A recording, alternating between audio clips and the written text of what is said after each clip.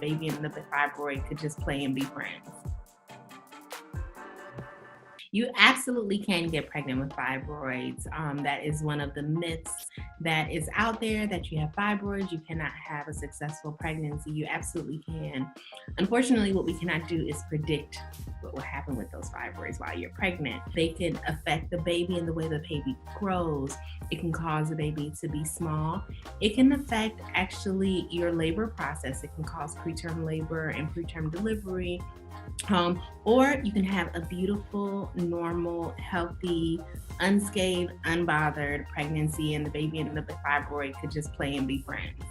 But you definitely can get pregnant with fibroids. I love that you said that. So in my case, when I was pregnant with my daughter, she developed a condition called fetal growth restriction because the fibroids were literally siphoning off her blood supply, pulling the blood supply away from her. And I mean, they told me that the pregnancy wasn't going to be viable and I might want to consider terminating. 5 weeks later, we got hospitalized. I was hospitalized because the condition had even worsened. She pressed her way. She's a fighter. And she surprised them all, by God's grace.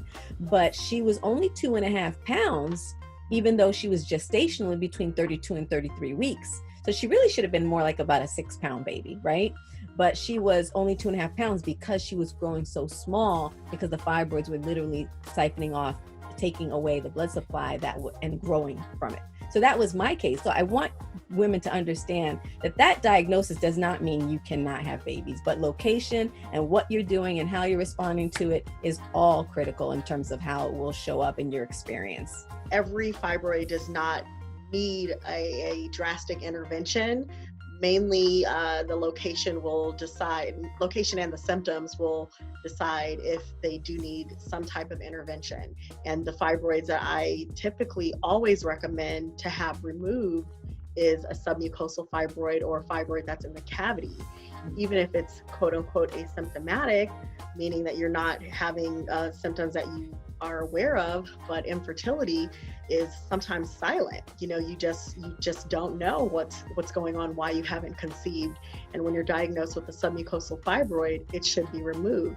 And if you're planning to have a pregnancy, even if you don't have any symptoms, it might be something that you get removed early while you still can have a surgical intervention, or maybe a lifestyle intervention where the fibroid is so small that can be a relevant treatment option.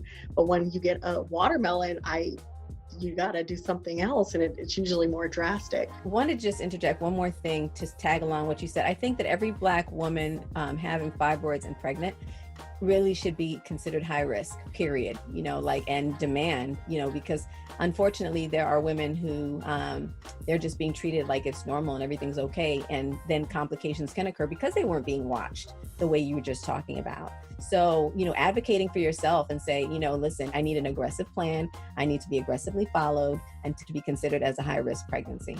Absolutely.